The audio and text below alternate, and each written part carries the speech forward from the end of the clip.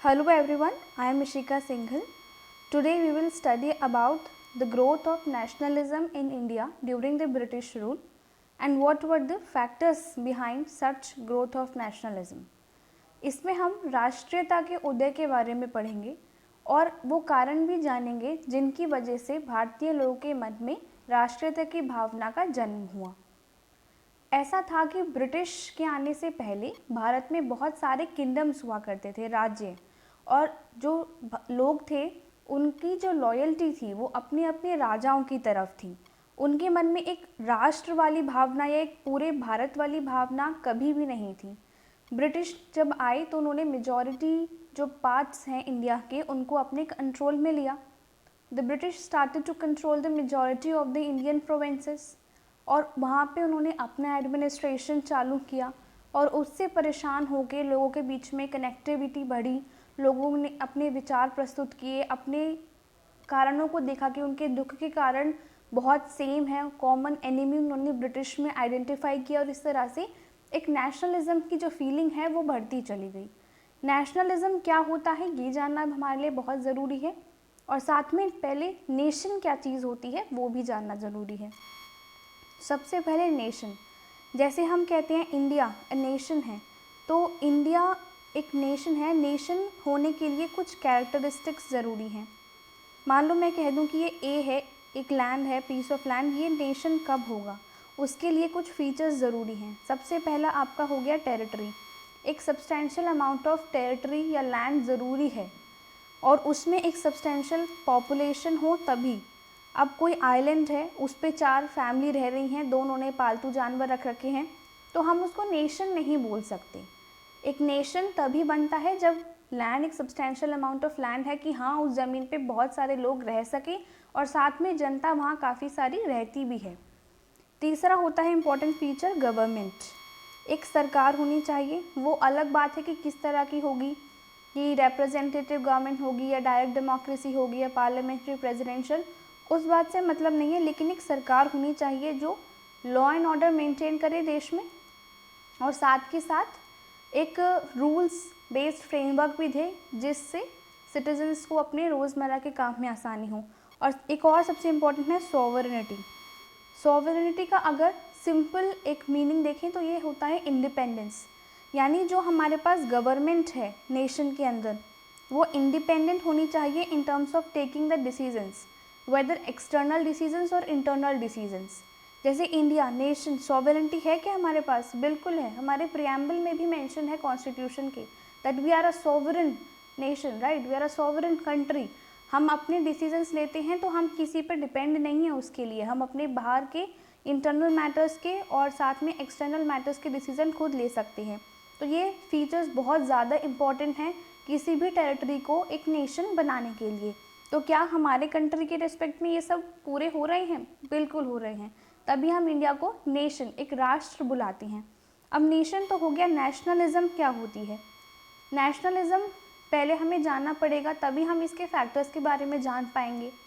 तो नेशनलिज्म की एक खूबसूरत सी डेफिनेशन जो बहुत सारी किताबों में दे रखी है वो ये है कि it refers to the feeling of oneness and common consciousness that emerges when people living in a common territory share the same things, same background. इसको आसान भाषा में बोलें तो एक सेंस ऑफ यूनिटी वाली फीलिंग है, एकता वाली फीलिंग है। इसे एग्जाम्पल से समझते हैं। फॉर एग्जाम्पल हो सकता है आप किसी नॉर्दर्न स्टेट में रहते हैं इंडिया के। फॉर एग्जाम्पल अगर आप यूपी में रहते हैं, राइट, और नॉर्थ ईस्ट में जाएंगे इंडिया के तो असम है एक स्टेट, राइट, और साउथ इंडिया में से एक ले लेते हैं तमिलनाडु। तो हो सकता है कि आप यूपी में रहते हैं और आप कभी तमिलनाडु नहीं गए हों या आप कभी असम नहीं गए हों, लेकिन अगर असम में कुछ भी प्रॉब्लम आती है तो वो आपके लिए भी चिंता का विषय है। जैसे बहुत ज़्यादा बाढ़ आ रही है नॉर्थ ईस्ट रीजन में, असम में, तो हमें भी चिंता होती है और पूरी कंट्री एक साथ आती है लोगों की, वहाँ के लोगों की हेल्प करने के लिए। ऐसे ही फॉर एग्ज़ाम्पल अगर कोई ओलंपिक्स में जाता है या कोई भी इंटरनेशनल सिनेरियो में कुछ मेडल्स या प्राइज़ जीत के लाता है तो वो पूरे देश को रिप्रेजेंट करता है। उससे हमें कोई फ़र्क नहीं पड़ता कि वो तमिलनाडु से था या असम से था या राजस्थान से था, वो हमारे देश के लिए, पूरे ही देश के लिए गर्व की बात होती है। तो यही है फीलिंग ऑफ नेशनलिज्म, एकता वाली फीलिंग है। हो सकता है तमिलनाडु के लोगों से हम कभी मिले ना हों, लेकिन अगर उनके ऊपर कुछ भी प्रॉब्लम आती है या उनकी कोई भी खुशी होती है तो हम उसमें खुश होते हैं। कोई प्रॉब्लम आती है तो वो हमारे लिए भी चिंता का विषय होती है। तो हम उनके साथ एक कनेक्शन, एक रिलेशन कुछ फील करते हैं। हो सकता है कि हम कभी वहाँ के लोगों से मिले ना, हो सकता है ज़िंदगी में हम, बहुत सारे लोग होते हैं कि हम अपने स्टेट के अलावा दूसरे स्टेट के लोगों से कभी मिल ना पाएँ, लेकिन हमारे मन में एक जो भावना है कि हम हमेशा कनेक्टेड हैं, हम उन्हें हमेशा अपना भाई या बहन, रिश्तेदार समझते हैं, कि हम भारतवासी ब्रदरहुड वाली फीलिंग जो शेयर करते हैं, वही फीलिंग है आपकी नेशनलिज्म की। तो नेशनलिज्म की यही फीलिंग है। और ये सारा जो कंसेप्ट मैंने आपको बताया, तो डॉक्टर भीमराव अंबेडकर जी ने इसके बारे में काफ़ी और समझा रखा है अभी के लिए, लेकिन इतना ही काफ़ी है। Now we come to the main topic, factors promoting the growth of nationalism. तो सबसे पहले इकोनॉमिक एक्सप्लॉयटेशन। ब्रिटिश ने क्या किया, आर्थिक रूप से सबका शोषण करना शुरू कर दिया। अब वो कोई भी सेक्शन ऑफ सोसाइटी है, चाहे वो किसान है, चाहे वो हैंडीक्राफ्ट्समैन है, या वर्किंग क्लास है, एजुकेटेड क्लास है, या वो राजा हैं, या वो गरीब आदमी हैं, सभी लोग ब्रिटिश की पॉलिसीज़ की वजह से परेशान हैं। और परेशानी का कारण क्यों है? क्योंकि ब्रिटिश को अपने इंटरेस्ट फुलफ़िल करने हैं, अपने इकोनॉमिक इंटरेस्ट स्पेशली। उन्हें इस बात से कोई भी मतलब नहीं है कि भारतवासियों को क्या परेशानी हो रही है, नहीं। तो अगर आप क्लास 10th में हैं, 12th में हैं, तो ये मैंने छोटे छोटे पॉइंटर्स के फॉर्म में लिखा है। आप एज इट इज़ इनको अपने नोट्स में बना सकते हैं और इसको एग्ज़ाम में भी लिख सकते हैं। So to further their own economic interest, the British plundered the wealth of India and exploited the different sections of Indian society. अब different sections में examples हम लेते हैं, the peasants, यानी रॉट्स भी कहते थे इन्हें, रैयत हिंदी में, या किसान, छोटे किसान। अब इनकी क्या क्या परेशानियाँ थी हम देखते हैं। High exorbitant rates of land revenue और टैक्स। एग्जॉर्बिटेंट का मतलब भी होता है बहुत ज़्यादा या वेरी हाई। तो लैंड रेवेन्यू जो किसानों को अपनी ज़मीन पे देना होता था, उसका जो टैक्स देना होता था बहुत ही ज़्यादा था। यानी जो भी अपने खेत में उगा रहे हैं उसे बेचकर या उस प्रोड्यूस का कुछ परसेंटेज एज टैक्स देना होता था उन्हें, ब्रिटिश को, और ज़मींदारों को भी देना होता था। तो वो बहुत ही ज़्यादा था। टैक्स देने के बाद उनके अपने यूज़ के लिए तो कुछ उनके पास बचता ही नहीं था। टैक्स देने के लिए कई बार वो मनी लेंडर्स से पैसा उधार लेते थे। फॉर एग्ज़ाम्पल, अगर आपने मदर इंडिया मूवी देखी है तो उसमें आपको समझ में आएगा कि किस तरह से जो मनी लेंडर्स, जो ब्याज देने वाले साहूकार हुआ करते थे, वो किस तरह से गरीब किसानों को लूटते थे। और एक एक्चुअल जो ब्रिटिश ने कमीशन बिठाया था जांच के लिए, तो उसने पाया कि 100 रुपये का अगर उधार लिया है गरीब किसान ने, तो उस पर मनी लेंडर्स ने 2000 रुपये का ब्याज उनसे ले लिया। तो कहीं भी नहीं बैठा। अगर कंपाउंड इंटरेस्ट से भी आप कैलकुलेट करते हैं या सिंपल इंटरेस्ट तो और भी कम आता है, तो तब भी 100 रुपये पे कभी भी ब्याज जो है 100 रुपये से ऊपर जा ही नहीं पाएगा अगर एक नॉर्मल रेट ऑफ इंटरेस्ट है।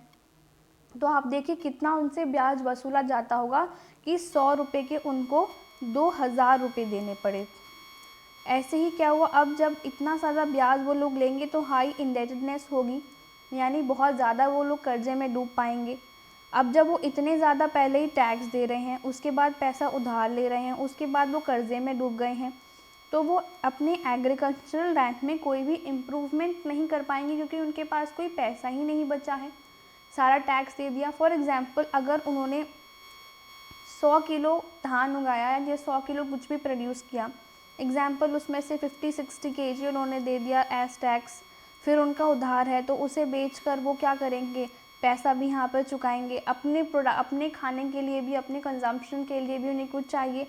तो उनके पास कोई पैसा या कोई रिसोर्सेज ही नहीं बचे हैं जो वो अपनी ज़मीन में लगाएं, जिससे उसकी जो फर्टिलिटी है वो इंक्रीज़ कर सकें।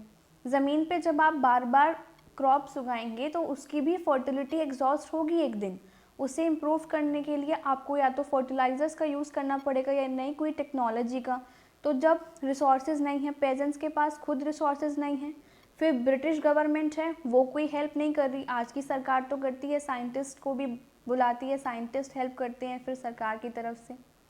और जो ज़मींदार लोग हैं जो भी अपना किराया वसूल रहे हैं तो वो भी कोई हेल्प नहीं कर रहे हैं। अभी ज़मींदारी सिस्टम के बारे में भी मैं आपको बताऊंगी। तो इससे क्या होगा, अकाल पड़ना तो तय था। तो ऐसे जब उसमें जब एग्रीकल्चर लैंड में कोई नहीं है, साथ में ऐसे सब कारणों में अगर बारिश समय से ना हो तो अकाल पड़ना तय है। और ब्रिटिश के टाइम पे भारत में कई बार अकाल पड़े, स्पेशली बंगाल में बहुत ज़्यादा अकाल पड़े। और उनका रीज़न जो है नेचुरल की जगह ज़्यादा ब्रिटिश की पॉलिसीज़ की वजह से था, कि ब्रिटिश की ये सब एक्सप्लॉयटेटिव पॉलिसीज़ की वजह से भारत में कई बार अकाल देखने को मिला। अगर आप क्लास 10th में हैं तो इतने ये 4 पॉइंट्स आपके लिए काफ़ी हैं। लेकिन अगर आप क्लास 12th या उससे हायर क्लास में हैं, मतलब कॉलेज में या जैसे, तो आपको ये पॉइंट्स भी ध्यान में रखने पड़ेंगे। Will talk about the exploitative zamindars. Cornwallis ने ये सिस्टम शुरू किया था, ही वॉज एन एंग्लिसिस्ट। अब ये बहुत शॉर्ट में है। तो लॉर्ड कॉर्नवालिस वाइसरॉय थे इंडिया के, अराउंड 1793 में ये थे।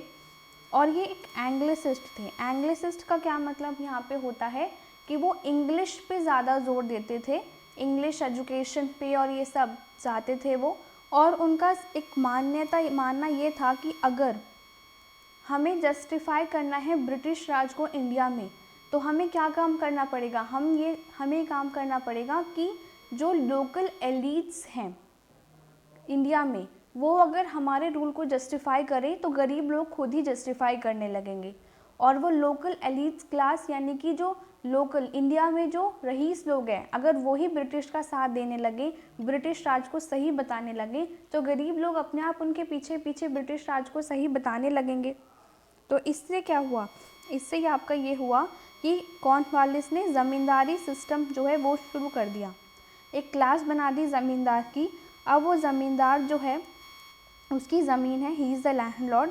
और अब वो अपने लैंड को अलग अलग पार्ट्स में डिवाइड करता है, जिसे पट्टा कहते थे। जैसे एक पीस ऑफ लैंड है, इसे क्या कहेंगे, इसे पट्टा कहेंगे। और वो पट्टा जो है वो पेजेंट को या किसान को किराए पे दे देता था कि किसान, गरीब किसान, अपनी ज़मीन तो उसके पास होती नहीं थी, तो वो इसी ज़मीन पर खेती करता था और खेती करने के बदले में वो ज़मींदार को किराया देता था। तो अब पेजेंट पे देखो कितनी मार है, एक तो उसे टैक्स भरना है, ज़मींदार को किराया देना है, और साथ में अगर मनी लेंडर से पैसे लिए हैं तो उसको वापस भी देने हैं। Next is commercialisation of agriculture, cultivating cash crops instead of the food crops. तो ये ब्रिटिश की एक पॉलिसी थी, यानी उन्होंने क्या किया, पहले हमारी कंट्री में हम ना खाने की क्रॉप्स उगाते थे, जैसे हो गया चावल, धान हो गया, गेहूँ।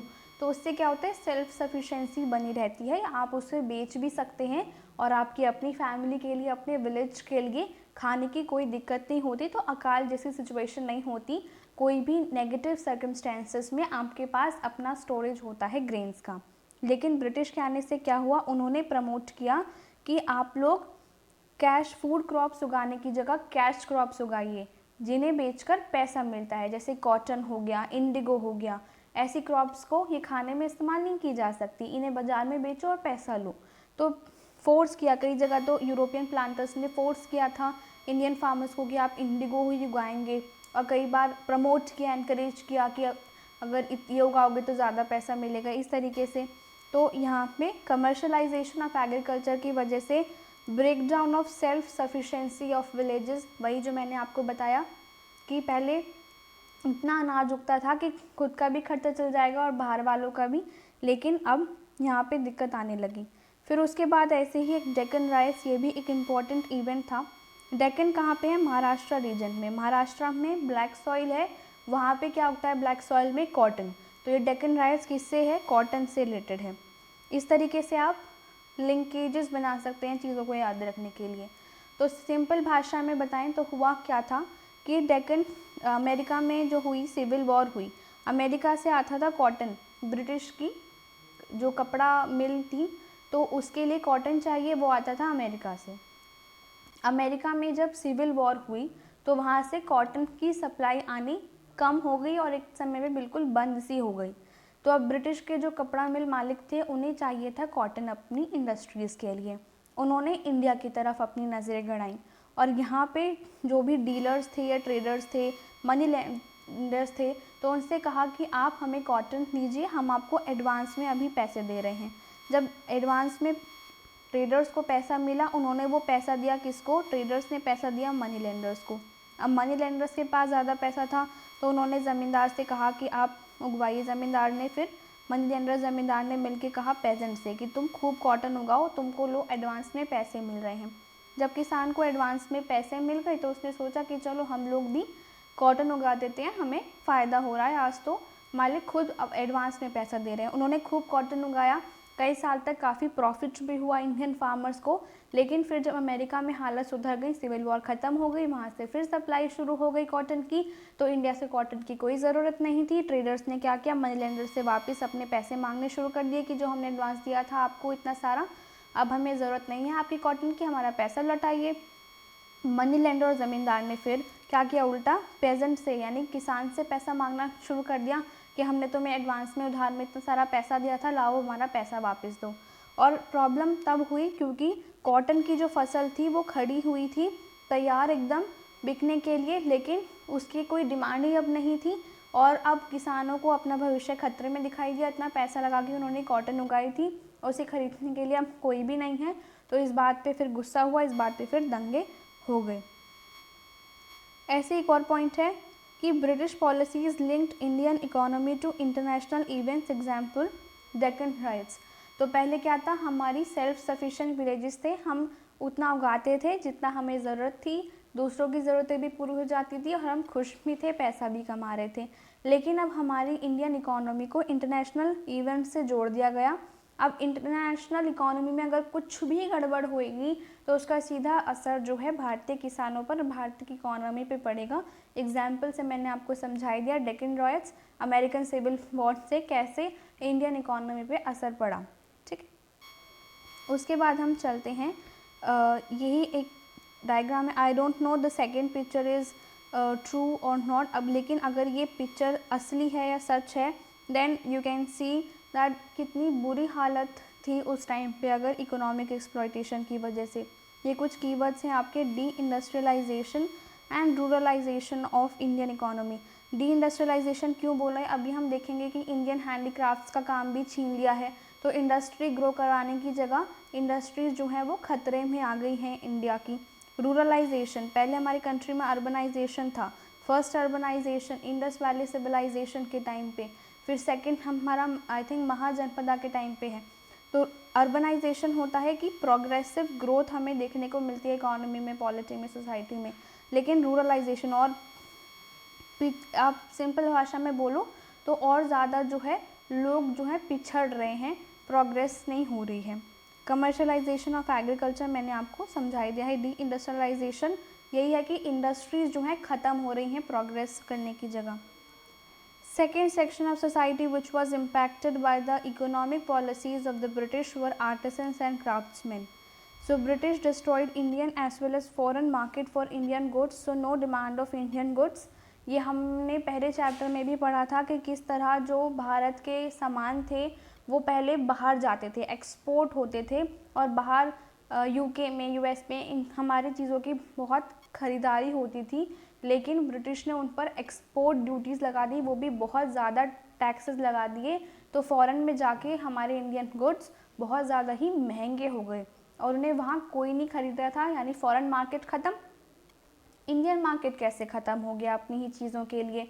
ब्रिटिश का जो मशीन मेड गुड था वो एक तो पहले ही सस्ता था, दूसरा ब्रिटिश की चलती थी इंडिया में, तो जो इम्पोर्ट टैक्स लगता इंडिया में एंटर होने के लिए, इम्पोर्ट ड्यूटी लगती, राइट, वो भी इन्होंने हटा दी। तो ब्रिटिश के गुड्स जो हैं बहुत ही ज़्यादा सस्ते हो गए, तो लोगों ने जो सस्ता माल था वो ख़रीदना शुरू कर दिया। तो अब जो इंडियन गुड्स हैं, हैंडमेड गुड्स, ना तो वो बाहर ही बिक रहे हैं ना इंडियन मार्केट में बिक रहे हैं।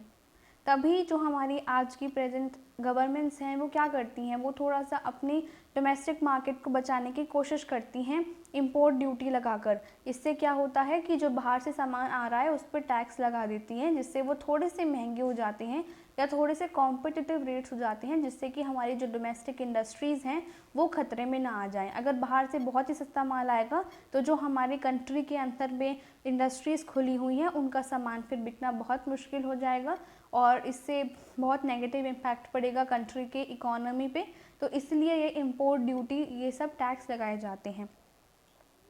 अब जब इंडिया का सामान बिकेगा नहीं हैंडमेड गुड्स, तो जो इंडियन क्राफ्ट्समैन हैं वो अनएम्प्लॉयड हो जाएंगे, उनके घर चलने बंद हो जाएंगे अब। और इंडियन रूलर्स कई सारे जो इंडियन आर्टिसंस के सामान खरीदते थे, उनकी कला को सराहते थे, they were the patron of Indian artisans, और उनको दे वर डीथ्रोन्ड, उनको उनके राज्य से उतार दिया गया था गद्दी से, तो वो भी अब हेल्प कोई भी नहीं कर पा रहे थे। ये कुछ कुछ आपको समझ में आएगा कि फर्स्ट चैप्टर में भी हमने देखा था। एक और टॉपिक यहाँ पे dual government by Lord Clive. जब लॉर्ड क्लाइव थे ना, ये कुछ 1700 के लास्ट की बात है, आफ्टर 1770s के करीब की, तो लॉर्ड क्लाइव ने बंगाल में क्या किया, डुअल गवर्नमेंट लगा दी थी। उसमें इन्होंने क्या किया, they took all the powers but no responsibility. उन्होंने क्या किया, सारी पावर्स ले ली और लेकिन जिम्मेदारी, लॉ एंड ऑर्डर की या किसी भी चीज़ की जिम्मेदारी नहीं ली। तो उन्होंने दो लोगों को अपॉइंट कर दिया, दीवान को और निज़ाम को। दीवान जो देखता था वो रेवेन्यू मैटर्स, पैसे के मैटर्स सारे हो गए वो देखता था, और निज़ाम जो था लॉ एंड ऑर्डर के मैटर देखता था। तो दीवान जो था वो तो ब्रिटिश के अंडर में था, और ये निज़ाम ये नवाब ऑफ बंगाल के अंदर में था, ठीक है, नवाब के अंडर में था, इसकी लॉ एंड ऑर्डर की जिम्मेदारी थी। साथ में इन्होंने इनके बीच में अपना डेप्यूटी सूबेदार भी अपॉइंट कर दिया था। तो वो डेप्यूटी क्या करता, वो लॉ एंड ऑर्डर में भी टांग अड़ा सकता था, और ये ब्रिटिश नॉमिनेटेड था। तो इस तरीके से ब्रिटिश ने बिना कोई जिम्मेदारी लिए हुए रेवेन्यू मैटर्स पे भी अपना ध्यान दे दिया, और अगर लॉ एंड ऑर्डर की प्रॉब्लम की वजह से उनके इकोनॉमिक इंटरेस्ट पे कोई दिक्कत आती थी तो वो डेप्यूटी सूबेदार की मदद से उसको सुलझा लेते थे। अब मैं आपको एग्जाम्पल बताती हूँ। फॉर एग्ज़ाम्पल एक गरीब किसान है, वो उसने मान लो उसकी फसल ढंग से नहीं हुई या कुछ भी दिक्कत हुई और उसे लैंड रेवेन्यू भरना है। जो रेवेन्यू ऑफिसर्स हैं वो गए उसके पास, और लेकिन उसने कहा कि साहब मैं तो गरीब आदमी हूँ, मेरी तो इस बार प्रोडक्शन ही बहुत कम हुई है खेती की, तो इस बार मैं नहीं दे पाऊँगा, मुझे माफ़ कर दो, मेरा लगान हटा दो, मैं नहीं दे पाऊँगा कहीं से भी। तो इस बात में क्या हुआ, रेवेन्यू ऑफिसर्स थे तो ब्रिटिश ही, उन्होंने कर दी उसके साथ, बेचारे के साथ मार पिटाई। अब जो पेजेंट है वो गया दीवान के पास, ठीक है। दीवान ने क्या कहा, उसने कहा गरीब किसान ने, देखिए मेरे पास कोई पैसे नहीं हैं, ना रेवेन्यू भरने के लिए, ना कोई प्रोडक्शन हुई है, तो और आपके ऑफिसर्स ने मुझे मारा अलग है, आपके लोगों ने, तो मेरे को न्याय दो। तो रेवेन्यू दीवान क्या कहेगा कि अच्छा मार पिटाई का मामला है, तो ये तो लॉ एंड ऑर्डर का मामला है, तो आप जाओ निज़ाम के पास। अब गरीब किसान गया निज़ाम के पास, उसने कहा देखो मेरे साथ मार पिटाई हुई है, मुझे थोड़ा सा न्याय दो। तो निज़ाम क्या कहेगा, अच्छा किस बात पे हुई है, जी मैंने रेवेन्यू नहीं भरा था, लैंड रेवेन्यू टैक्स नहीं भरा, इस बार कर नहीं चुकाया। तो उसने कहा अच्छा ये तो रेवेन्यू मैटर है, तो आप जाओ दीवान के पास। तो इस तरह दोनों के बीच में उसको घुमाते रहेंगे, लेकिन उसको कहीं भी न्याय नहीं मिलेगा। So this was the dual government by Lord Clive, जिससे और तो कुछ नहीं हुआ, लेकिन जो गरीब लोग हैं ऑलरेडी उनका और ज़्यादा ऑपरेशन हुआ। Next we talk about the working class. Working class ये एक नई क्लास थी, भारत में पहले वर्किंग क्लास नहीं थी, लेकिन जब इंग्लिश ने यानी जो ब्रिटिश हैं उन्होंने फैक्ट्रीज़ वगैरह लगानी शुरू की, तो उसके बाद उसमें उन्हें वर्कर्स चाहिए थे, और वो वर्कर्स उन्हें कहाँ से मिले, इंडिया के लोग जो हैं उन फैक्ट्रीज़ में काम करना शुरू कर दिया, और ये बन गई आपकी वर्किंग क्लास। लेकिन उस वर्किंग क्लास को भी नहीं छोड़ा ब्रिटिश ने, उनको भी काफ़ी एक्सप्लॉइट किया। अब वर्किंग क्लास को कैसे एक्सप्लॉइट करेंगे कि ज़्यादा नंबर ऑफ़ वर्किंग आवर्स काम करा रहे हैं, बहुत लंबे लंबे घंटों तक, छुट्टी नहीं दे रहे हैं, या उनकी सैलरीज प्रॉपर नहीं दे रहे हैं, they are not been given proper salaries. अब जैसे मिनिमम वेजेस नहीं मिल रही हैं, तो इस तरीके से उनका एक्सप्लॉइटेशन हो रहा है। तो इन लोगों के मन में भी एक भावना आई कि इंग्लिश जो हैं, ब्रिटिश हैं जो, वो तो हमें एक्सप्लॉइट ही कर रहे हैं, हमारा शोषण कर रहे हैं। This class represented a new social outlook. तो वैसे तो वर्किंग क्लास ठीक है, लेकिन एक नया सोशल आउटलुक, एक नई विचारधारा समाज में इन्होंने रिप्रेजेंट की है। कैसे, क्योंकि देखिए पहले जो गरीब किसान हैं या हैंडीक्राफ्ट्समैन हैं वो तो एक्सप्लॉइटेड हैं, लेकिन अब ये नई क्लास है वर्किंग क्लास, और इसको भी ब्रिटिश नहीं छोड़ रहे। तो समाज में एक नई लहर शो कर रही है कि ये तो थोड़ी बहुत पढ़ी लिखी क्लास है, थोड़ी बहुत स्किल्ड क्लास है, इसको भी ब्रिटिश जो हैं परेशान कर रहे हैं। The educated Indians. अब इंडियंस में जो पढ़े लिखे थे तो उनके लिए क्या काम अवेलेबल था, यही था कि वो बाबू की नौकरी कर लें ब्रिटिश के अंडर में। अब लेकिन ब्रिटिश के अंडर में गवर्नमेंट जॉब तो कर लूँ, लेकिन वहाँ कंपटीशन बहुत ज़्यादा था, क्योंकि ऑलरेडी ब्रिटिश की तरफ से भी लोग थे और इंडिया में भी इतनी ज़्यादा पॉपुलेशन है, और फेवरेटिज़म यहाँ पे होता होगा बहुत पक्का कि जो ब्रिटिश की चापलूसी करेगा उसको ज़्यादा रखा जाता होगा, है ना। और प्रमोशन के चांसेस बहुत ही ब्लीक थे। ब्लीक का मतलब बहुत ही धुंधले थे या फेड थे, फेडिंग अवे, कि बहुत ही कम चांसेस थे प्रमोशन के भी। जो ब्रिटिश, मैंने बताया ना, जो ब्रिटिश होगा ओरिजिन में या यूरोपियन होगा, या हो सकता है कि जो चापलूसी करे, जो करप्शन करे या इस तरीके से कुछ भी, उसको प्रमोशन मिल जाती होगी, कंपटीशन हाई ऑलरेडी था। तो एजुकेटेड इंडियंस ने ये सोचा था कि ब्रिटिश हमारी मदद करेंगे इंडिया को डेवलप करने में, लेकिन वो पढ़े लिखे लोग हैं, तो उन्हें धीरे धीरे समझ में आने लगा कि ये ब्रिटिश जो हैं वो इंडिया को प्रोग्रेस नहीं कराना चाहते, ये तो ऑलरेडी अपनी इकोनॉमिक इंटरेस्ट फुलफिल करके इंडिया को इकोनॉमिकली बैकवर्ड ही रखना चाहते हैं, जिससे कि लोग जो हैं इनके काबू में हमेशा बनी रहें।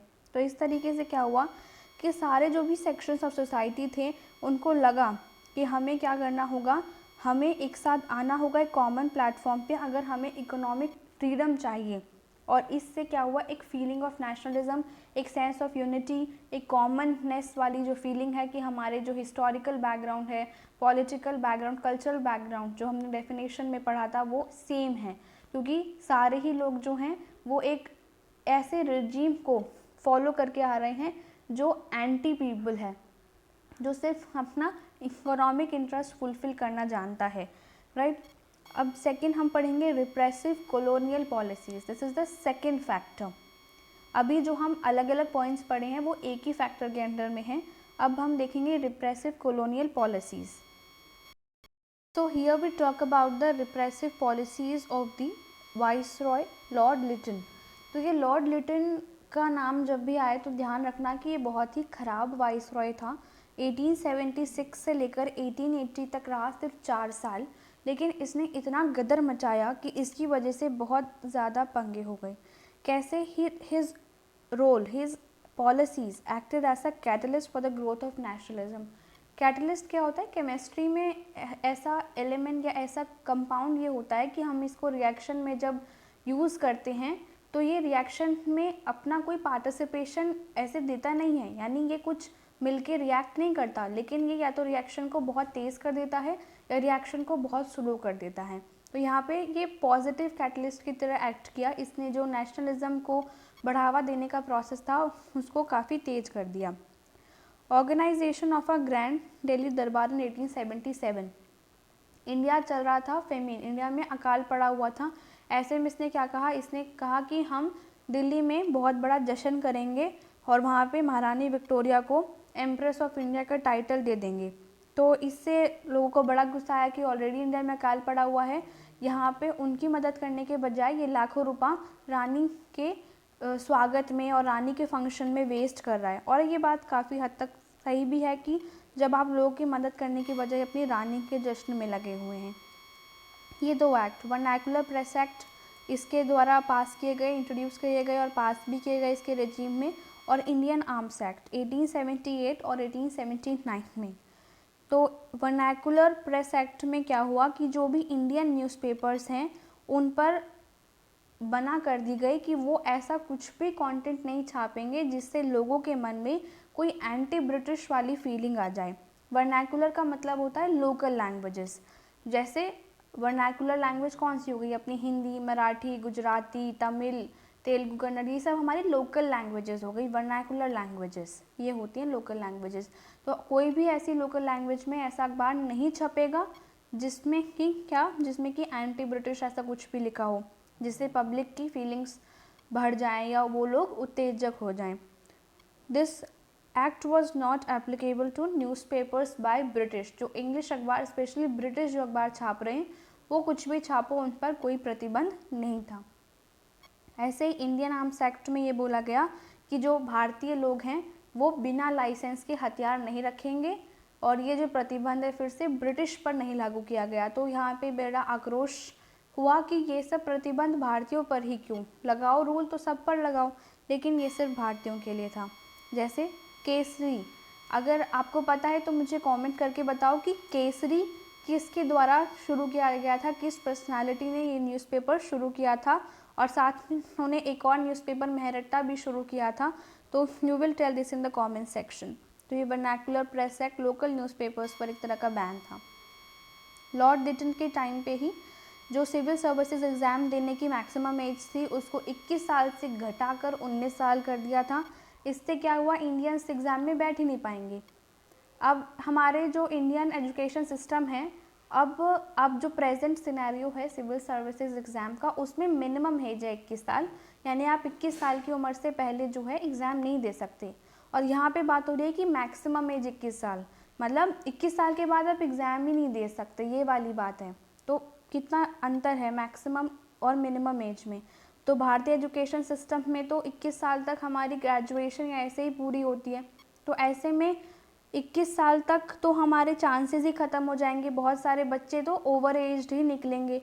तो ऐसे में बड़ा वो हुआ कि पहले ही 21 साल तक की क्राइटेरिया को पूरा करना मुश्किल था, और अब तो 19 साल ही कर दी। तो इसकी वजह से तो हमारे यहाँ तो एजुकेशन सिस्टम पूरी ही नहीं होती है हमारी एजुकेशन। तो भारत के बच्चे तो सिविल सर्विसेज एग्ज़ाम दे ही नहीं पाएंगे।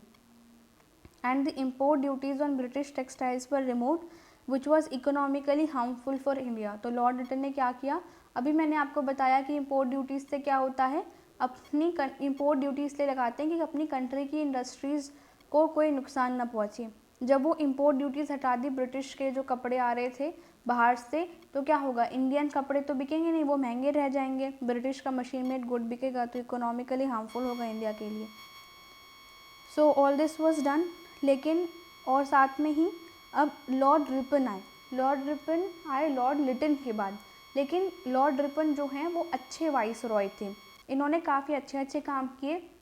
जो भी उल्टे सीधे काम लिटन ने किए थे उन पे इन्होंने झाड़ पूछ करी, यानी वर्नाकुलर प्रेस एक्ट इन्होंने कैंसिल करा दिया, इंडियन आर्म्स एक्ट इन्होंने कैंसिल करा दिया, वापस से वो जो एज 19 साल कर दी गई थी उसको फिर से 21 साल कर दिया। तो इस तरीके से अच्छे काम किए। और इनके ही काउंसिल में एक लॉ मेंबर थे लॉर्ड इल्बर्ट, उन्होंने एक बिल निकाला जिसकी वजह से बहुत बड़ी कंट्रोवर्सी हो गई। और ये बहुत ही ज़्यादा इंपॉर्टेंट है board exam point of view से भी और यूपीएससी पॉइंट ऑफ व्यू से भी बहुत ज़्यादा इंपॉर्टेंट है इल्बर्ट बिल। लॉर्ड इल्बर्ट ने क्या किया, कंट्रोवर्शियल बिल इंट्रोड्यूस किया। कंट्रोवर्शियल का क्या मतलब होता है, विवादास्पद, मतलब जिसकी वजह से पब्लिक में काफ़ी ज़्यादा कहासुनी हो जाए, एक डिसएग्रीमेंट हो जाए। 1883 ईयर में याद रखिएगा, बहुत इंपॉर्टेंट है। which aimed at giving Indians equality in the domain of judiciary, and this is popularly known as Ilbert Bill controversy. Ilbert Bill could give Indian judges the right to try the European convicts. Simple भाषा में आप इसको अपने notes में भी incorporate कर सकते हैं पॉइंट को। क्या काम किया लॉर्ड इल्बर्ट ने, एक बिल निकाला जिसमें ये लिखा था कि जब जो भारतीय जजेस हैं वो यूरोपियंस को भी ट्राई कर सकते हैं, यानी कोई यूरोपियन कन्विक्ट है, कोई एक्यूज्ड है, और अगर वो यूरोपियन है तो भारतीय जज उसको भी सज़ा सुना सकते हैं या जजमेंट अपना दे सकते हैं। इससे पहले क्या था कि जो अगर फॉर एग्जांपल यूरोपियन ने आदमी ने कुछ गलती करी तो उसे यूरोपियन जज ही कोई सज़ा सुना सकते हैं या उसके लिए जजमेंट दे सकते हैं। लेकिन ये बिल कह रहा था कि अब इक्वालिटी हम ले आते हैं जुडिशरी के फॉर्म में, और यूरोपियन जजेस और इंडियन जजेस के बीच में हम डिस्क्रिमिनेशन नहीं करेंगे और इक्वल राइट देंगे। लेकिन अब ये तो यूरोपियंस की शान के खिलाफ था। उन्होंने कहा हम ऐसा कैसे कर सकते हैं कि कोई इंडियन जज हमारे ऊपर बैठकर हमें सज़ा सुनाए या हमारे ऊपर कोई जजमेंट दे, हमारे साथ जस्टिस, हम इंडियन जजेस से हम नहीं जाएंगे, ये हमारी शान के खिलाफ है, कुछ इस तरीके से। और जो यूरोपियन कम्युनिटी इंडिया में रह रही थी उन्होंने क्या किया, उन्होंने शांतिपूर्वक एजिटेशन शुरू कर दिए। Mind the words peaceful agitation by the white community. कोई ऐसे मतलब दंगे नहीं करे उन्होंने पीसफुली एजिटेट किया, यानी पीसफुल उन्होंने प्रोटेस्ट किए, धरने दिए, लेकिन शांतिपूर्वक, बिना कोई दंगे करके। और प्रेस का यूज़ किया, पेटिशंस का यूज़ किया, यानी पेटिशंस मतलब लेटर्स लिखे दिए, एप्लीकेशंस लिखे दी, प्रेस में छापा कि ये है वो है, हमारे साथ ये करो वो करो, हम ऐसा नहीं सहेंगे, इस इल्बर्ट बिल को वापस लो, ये पास नहीं होना चाहिए। और फिर ये जो पीसफुल एजिटेशन हुई, इस बात से प्रभावित होकर फिर 1883 के बाद ये इल्बर्ट बिल जो है कभी फोर्स में नहीं आया, इसको लैप्स कर दिया गया, इसको पास नहीं किया गया प्रोटेस्ट की वजह से। और ये प्रोटेस्ट इंडियंस ने नहीं किए थे, यूरोपियंस ने किए थे। तो अब इंडियन लीडर्स बैठ के तमाशा देख रहे थे, उनके समझ में अब सारी बात आ गई। उन्होंने कहा हम भी दंगे नहीं करेंगे, हम अगर दंगे करेंगे तो ये लोग हमें मार पीट के चुप करा देंगे, हम भी अब पीसफुल एजिटेशन करेंगे, प्रेस का यूज़ करेंगे, पेटिशन का यूज़ करेंगे। और जब इंडियन नेशनल कांग्रेस बनी तब जो मॉडरेट्स थे इनिशियल ईयर्स में, जो अर्ली लोग थे, अर्ली मॉडरेट्स जो कहते थे, वो पीसफुल प्रोटेस्ट उन्होंने किया। उन्होंने ये सेम स्ट्रैटेजी यूज़ करी 3 Ps की, प्रेयर, पेटिशन एंड प्रोटेस्ट। तो यही उन्होंने स्ट्रैटेजी अपने लिए भी जब यूज़ करी, जब उन्होंने अपने कॉन्स्टिट्यूशनल रिफॉर्म्स की डिमांड करी थी। लॉर्ड रिपन एक स्टार मिला के इनके बारे में ये है कि उन्होंने vernacular press act, arms act सब रिपील कर दिए। रिपील मतलब ऑफिशियली सब कैंसिल कर दिए। सेकेंड अफगान वॉर चल रही थी तो उसको भी इन्होंने ख़त्म कर दिया, क्योंकि वॉर में देखो हमारे इंडियन ट्रूप्स, इंडियन पैसा खूब लग रहा था। तो एक तरह से कह सकते हैं ये थोड़े अच्छे थे। He was a good vice Roy of India. थे तो ब्रिटिश ही लेकिन थोड़े से अच्छे थे। और and he is also called as father of local self government in India, क्योंकि इन्हीं के टाइम पे जो है लोकल गवर्नमेंट्स जो हैं उनका एस्टेब्लिशमेंट हुआ। इल्बर्ट बिल भी देखो अच्छा था, इंडियन जजेस को इक्वालिटी दे रहा था। तो एक तरीके से गुड वाइस रॉय इनको कहा जा सकता है।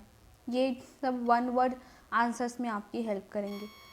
उसके बाद अगर आपको वीडियो अच्छा लग रहा हो तो आप इसको सब्सक्राइब कर सकते हैं चैनल को for further updates. Next factor that we talk about is socio religious reform movements. Socio religious reform movements का मतलब क्या है? देखो, सोशो का मतलब होता है सामाजिक, यानी जो समाज में बुराइयां थी, सोशल ईवल्स थे, उनको ठीक करना था। और जो रिलीजियस, धार्मिक जो भी गलतियां हो रही थी या जो भी अंधविश्वास चल रहा था उसको रिफॉर्म करना था। रिफॉर्म एक पॉजिटिव सेंस में यूज़ होता है, मतलब पॉजिटिव चेंज। रिफॉर्म ऐसा कोई चेंज जिससे सोसाइटी में या रिलीजियस में या इकोनॉमी में, पॉलिटी में कोई पॉजिटिव चेंज आए, तभी हम कहते हैं ना economic reforms, that obviously stands for some positive change. तो सोशल इवल्स थे हमारी सोसाइटी में, like caste system, child marriage. Caste system में क्या होता है कि so called high caste, low caste ऐसे, और उस बेसिस पे लोग डिस्क्रिमिनेशन करते हैं। अभी रिसेंटली अगर आप न्यूज़पेपर पढ़ते हैं या इंटरनेट पे एक्टिव रहते हैं, करंट अफेयर्स देखते हैं, तो आपने ये न्यूज़ ज़रूर सुनी होगी कि राजस्थान में एक 9 साल के बच्चे की उसके ही सो कॉल्ड हाई कास्ट वाले टीचर ने हत्या कर दी, क्योंकि उसने उनके पानी पीने के घड़े को छू लिया था। शायद उसने बेचारे ने पानी पिया भी नहीं था और उसने सिर्फ घड़े को छुआ ही था, लेकिन उसके हाई कास्ट वाले टीचर ने इसी बात पर उसकी पीट कर हत्या कर दी। So give it a thought, क्या हम 21वीं सदी में भी रह के इस कास्ट सिस्टम का हमें क्या साथ देना चाहिए? क्या हमें अपने ही लोग, जो हमारे जैसे ही लोग दिखते हैं, उन्हें इस सो कॉल्ड कास्ट सिस्टम के बेस पे डिस्क्रिमिनेट करना चाहिए या नहीं? चाइल्ड मैरिज, बाल विवाह, और दहेज प्रथा, पर्दा सिस्टम, औरतों को पर्दे में रखा जाता था, उन्हें कोई भी फ्रीडम, इंडिपेंडेंस नहीं थी। सती, जो विधवा औरतें होती थी उन्हें उन्हीं के पति की चिता के साथ जला दिया जाता था। फीमेल इन्फेंटिसाइड, कन्या भ्रूण हत्या, या तो बेटियों को जो है वूम्ब में ही, यानी उनकी माता के गर्भ में ही, या फिर पैदा होते ही बचपन में ही मार दिया जाता था। तो ये सब सोशल ईवल्स के अगेंस्ट में लीडर्स जो हैं वो खड़े हो गए, right.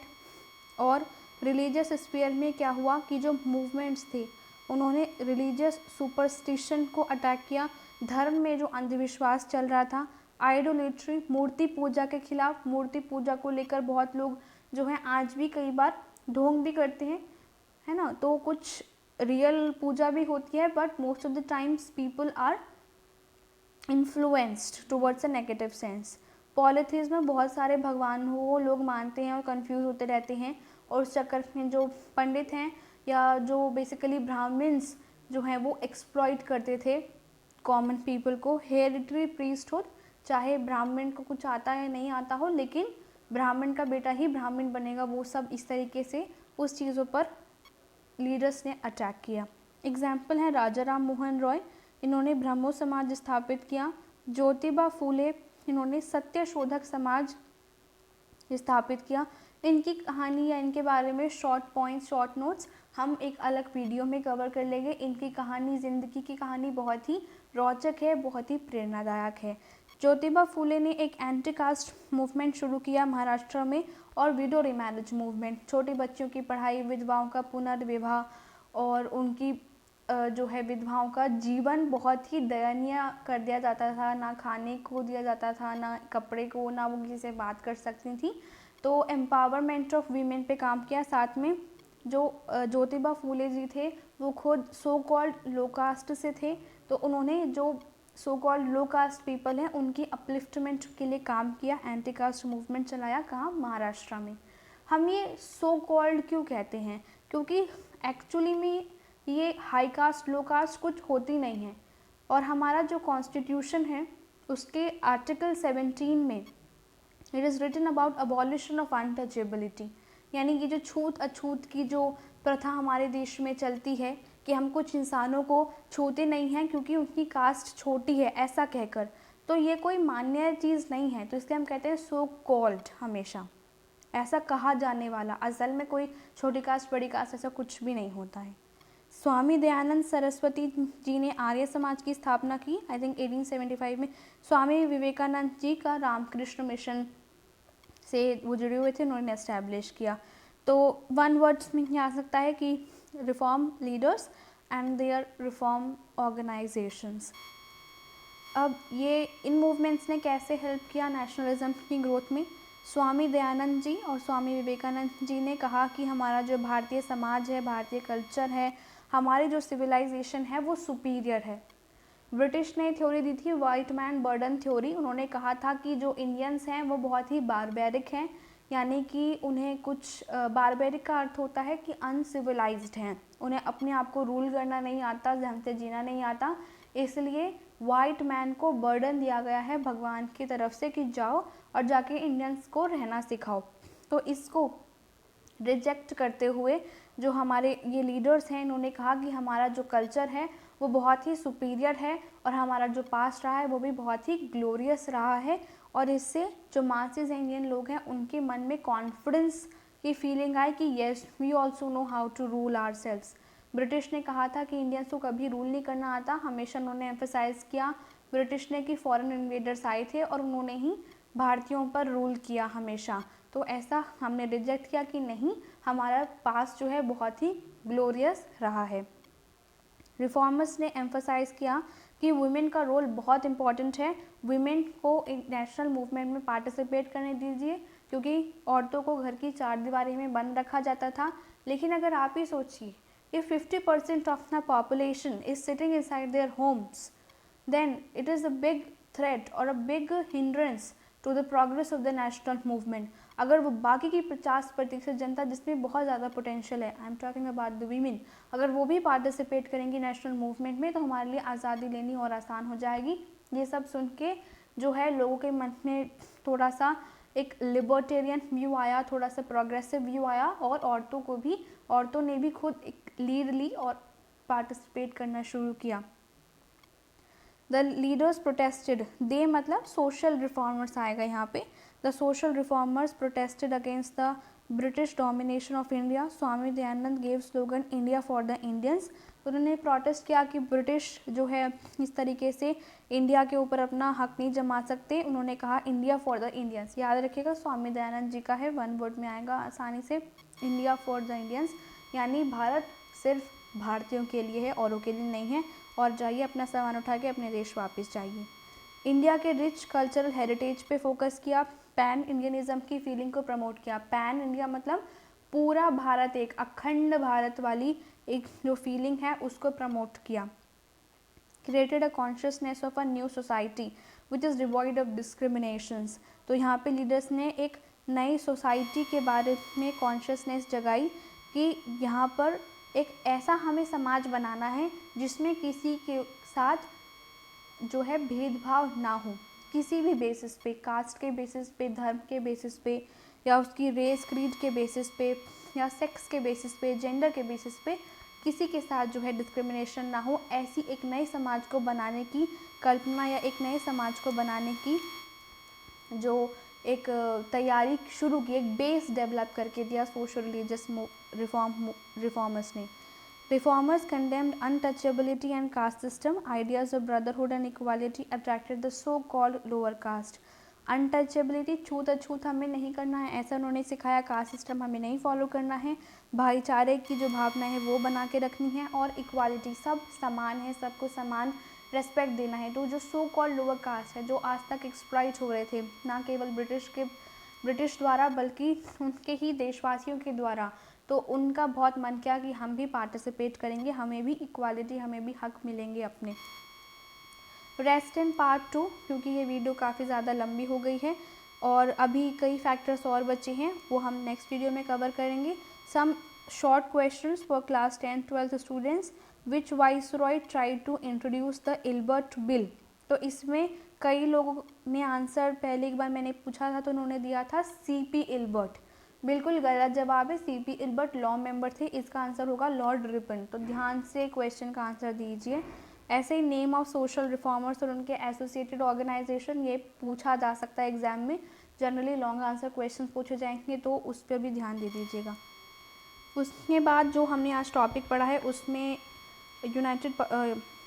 Union public service commission civil services exam में भी क्वेश्चन पूछे गए हैं, और आप देख सकते हैं कि किस तरीके से जो आज का लेक्चर है वो हमारे लिए इम्पॉर्टेंट था। 2013 का सवाल है ये, the Ilbert bill controversy was related to what. 2003 में भी सिमिलर इल्बर्ट बिल पे क्वेश्चन पूछा गया, तभी मैंने बोला ये बहुत इंपॉर्टेंट है। 2013 में भी, आगे भी रिपीट होने के बहुत चांसेस हैं। Option A, imposition of certain restrictions to carry arms by the Indians. Option B, imposition of restrictions on newspapers and magazines published in Indian languages. Option C, removal of disqualifications imposed on the Indian magistrates with regard to the trial of the Europeans. Option D, removal of a duty on imported cotton cloth. तो आज के lecture में जो पढ़ा है उससे आपको बहुत ऑब्वियस इसमें आंसर दिख रहा होगा कि आंसर क्या है, आंसर है सी। तो इतना आसान क्वेश्चन आज के लेक्चर में से। क्वेश्चन नंबर 2, ये 2016 में पूछा गया है।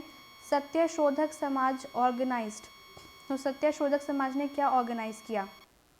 Option A, a movement for upliftment of tribals in Bihar. Option B, a temple entry movement in Gujarat. Option C, an anti caste movement in Maharashtra. Option D, a peasant movement in Punjab.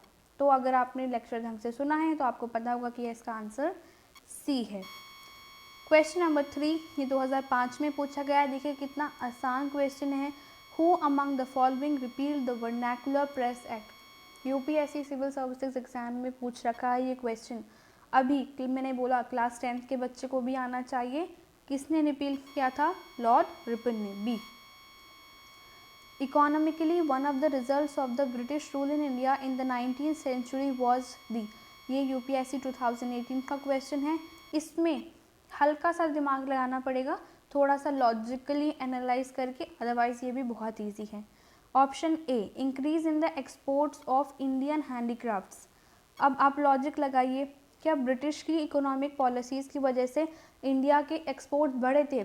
बिल्कुल नहीं, वो तो कम हुए थे। तो ए ऑप्शन गलत है। Option B, growth in the number of Indian owned factories. India की फैक्ट्रीज इंक्रीज हुई थी। अभी हमने पॉइंट पढ़ा था डी इंडस्ट्रियलाइजेशन हो गया था, तो बी भी गलत है। Option C, commercialisation of Indian agriculture. तो ये हमें ठीक लग रहा है। ठीक क्या लग रहा है, ये जो ऑब्वियसली मैंने समझाया है कि वो प्रमोट कर रहे थे cash crops instead of food crops, यही हमारा कमर्शलाइजेशन है। तो ऑप्शन सी इसका करेक्ट आंसर है। D, rapid increase in the urban population, नहीं, हमने पढ़ा था डी इंडस्ट्रियलाइजेशन एंड रूरलाइजेशन हुआ इंडिया का। देखिए कीवर्ड्स जो हमने पढ़े उसी में से हमारा आंसर निकल रहा है। तो आज के लिए इतना ही था। अगर आपको अच्छा लगा ये वीडियो तो प्लीज़ लाइक और सब्सक्राइब कर दीजिए।